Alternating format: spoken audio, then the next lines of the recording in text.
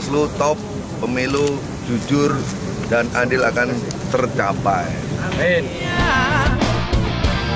Kodam sangat berharap dan berkomitmen dan bertanggung jawab untuk pemilu berjalan dengan aman, lancar, luber dan jurdil.